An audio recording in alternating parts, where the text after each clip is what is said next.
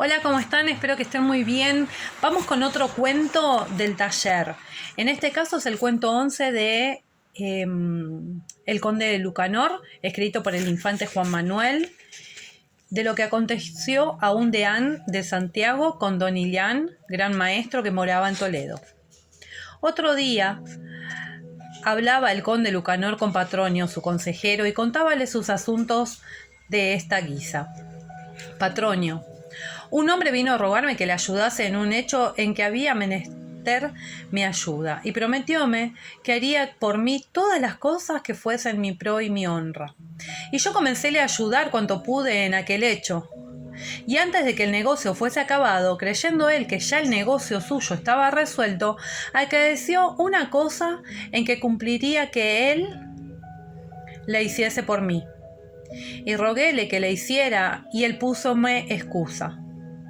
Y después acaeció otra cosa que él hubiese podido hacer por mí, y púsome otra excusa. Y esto me hizo en todo lo que le rogué que hiciese por mí.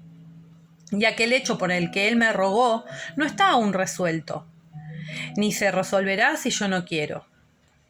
Y por la confianza que yo he en vos y en el vuestro entendimiento, ruegoos que me aconsejéis lo que haga en esto. Señor conde, dijo Patronio, para que vos hagáis en esto lo que vos debéis, mucho querría que supieseis que lo que aconteció a un deán de Santiago con don Illán, el gran maestro que moraba en Toledo.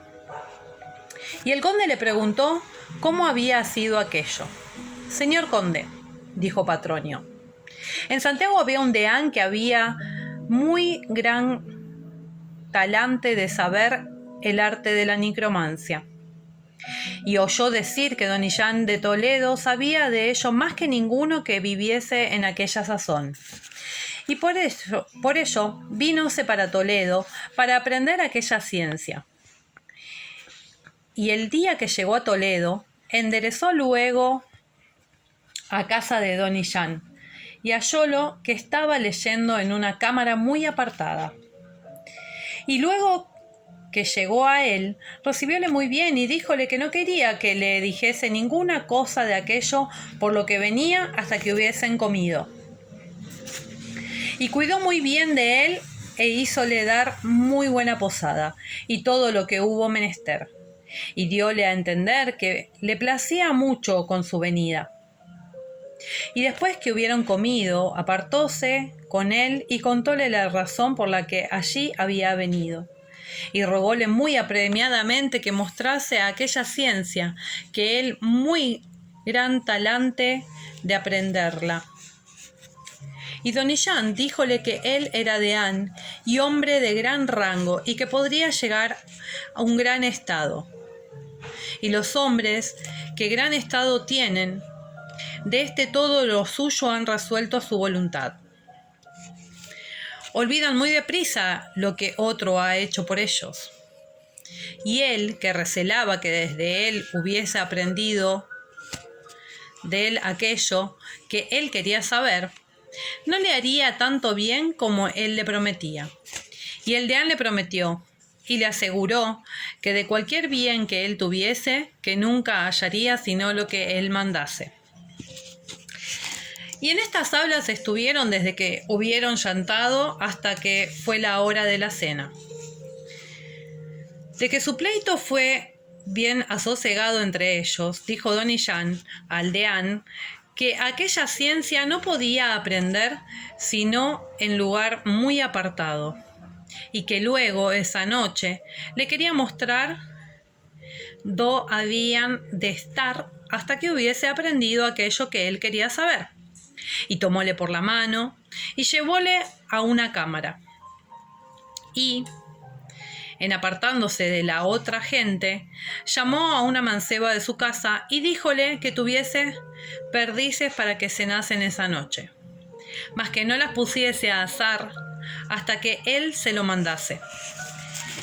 Y desde que esto hubo dicho, llamó al deán, y entraron ambos por una escalera de piedra muy bien labrada, y fueron descendiendo por ella muy gran rato de guisa, que parecía que estaban tan bajos que pasaba el río Tajo sobre ellos. Y desde que estuvieron al final de la escalera, hallaron una posada muy buena y una cámara muy adornada que allí había, donde estaban los libros y el estudio en que había de leer. Y desde que se sentaron, estaban parando mientras en cuáles libros habían de comenzar. Y estando ellos en esto, entraron 2 hombres por la puerta y diéronle una carta que le enviaba el arzobispo, su tío, en el que le hacía saber que estaba muy doliente y que le enviaba a rogar que si le quería ver vivo, que fuese luego para él. Al deán le pesó mucho estas nuevas, lo uno por la dolencia de su tío y lo otro porque receló que había de dejar su estudio que había comenzado. Pero puso en su corazón el no dejar aquel estudio tan deprisa e hizo sus cartas de respuestas y enviólas al arzobispo su tío.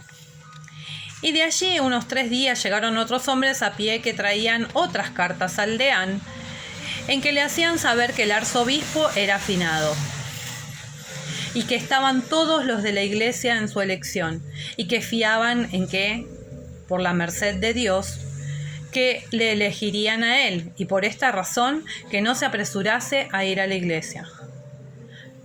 Porque mejor era para él que le eligiesen estando en otra parte, que no estando en la iglesia.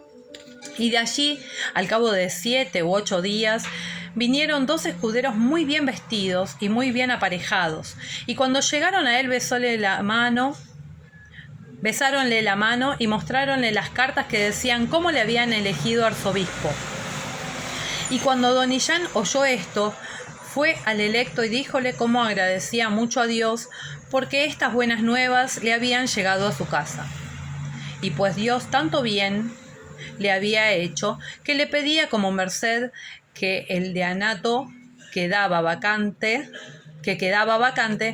que lo diese a un hijo suyo. El electo díjole que le rogaba que le quisiese permitir que aquel deanato que lo hubiese a un hermano, mas que le haría bien de guisa que él quedase contento, y que le rogaba que fuese con él para Santiago y que llevase a aquel su hijo. Don Illán dijo que lo haría. Y desde que moraron allí un tiempo, un día llegaron al arzobispo mandaderos del Papa con sus cartas en las cuales le daba el obispado de Tolosa y que le concedía la gracia de que pudiese dar el arzobispado a quien quisiese. Cuando don Illán oyó esto, recordándole muy apremiadamente lo que él había convenido, pidióle como merced que lo diese a su hijo, y el arzobispo le rogó que consintiese que lo hubiese a un tío, hermano de su padre. Y don Illán dijo que bien entendía que le hacía gran tuerto, pero que lo consentía con tal de que estuviese seguro de que se lo enmendaría más adelante. El arzobispo le prometió de toda guisa que lo haría así y rogóle que fuese con él a Tolosa. Y desde que llegaron a Tolosa, fueron muy bien recibidos de los condes y de cuantos hombres buenos había en la tierra. Y desde que estuvieron allí, morado hasta 2 años, llegaronle mandaderos del Papa con sus cartas en las cuales le hacía el Papa cardenal y que le concedía la gracia que diese el obispado de Tolosa a quien quisiese. Entonces fue a él don Illán y díjole que pues tantas veces le había fallado en lo que él había acordado, que ya aquí no había lugar para ponerle excusa ninguna, que no diese alguna de aquellas dignidades a su hijo. Y el cardenal rogóle que consintiese que hubiese aquel obispado a su tío, hermano de su madre, que era hombre bueno y anciano, mas que, pues el cardenal era, que fuese con él para la corte, que asaz había hacerle bien. Y don Illán quejóse mucho, pero consintió lo que el cardenal quiso, y fue con él para la corte. Y desde que allí llegaron, fueron muchos bien recibidos, por los cardenales y por cuantos allí estaban en la corte, y moraron allí muy gran tiempo. Y don Illán, apremiado cada día al cardenal que le hiciese alguna gracia a su hijo, y él poníale excusas. Y estando así en la corte, finó el papa, y todos los cardenales eligieron a aquel cardenal por papa. Entonces fue a él don Illán y díjole que ya no podía poner excusa para no cumplir lo que había prometido. Y el papa le dijo que no le apremiase tanto, que siempre habría lugar para que le hiciese merced según fuese razón. Y don Illán se comenzó a quejar mucho, recordándole cuántas cosas le había prometido y que nunca le había cumplido ninguna, y diciéndole que aquello recelaba él la primera vez que con él había hablado, pues que aquel estado era llegado y no le cumplía lo que le había prometido, ya que no le quedaba lugar para esperar de él bien ninguno. De esta queja se quejó mucho el papa y comenzóle a maltratar, diciéndole que si no había otra vida ni otro oficio en Toledo donde él moraba, sino vivir de aquel arte de la necromancia. Y desde que don Illán vio cuán mal galardonaba el papa lo que por él había hecho, despidióse de él y ni siquiera le quiso dar el papa que comiese por el camino. Entonces don Illán dijo al papa que pues otra cosa no tenía para comer, que se habría de tomar a las perdices que había mandado a asar aquella noche, y llamó a la mujer y díjole que asase las perdices. Cuando esto dijo don Illán, se halló el papa en Toledo, deán de Santiago, como lo era cuando allí vino. Y tan grande fue la vergüenza que hubo, que no supo qué decirle. Y don Illán díjole que se fuese con buena ventura, y que asaz había probado lo que tenía en él, y que lo tendría por muy mal empleado si comiese su parte de las perdices. Y vos, señor conde Lucanor, pues veis qué tanto hacéis por aquel hombre que os demanda ayuda y no os da de ello mejores gracias. Tengo que no habéis por qué trabajar ni aventuraros mucho por llevarlo a ocasión en que os dé tal galardón como el deán dio a don Illán. El conde tuvo por buen consejo e hízolo así, y hallóse en ello bien. Y porque entendió don Juan que este ejemplo era muy bueno, hízolo escribir en este libro e hizo ello estos versos que dicen así: a quien mucho ayudes y no te lo reconozca, menos ayuda habrás de él desde que a gran honra suba. Cuanto más alto suba aquel a quien ayudéis, menos apoyo os dará cuando lo necesites.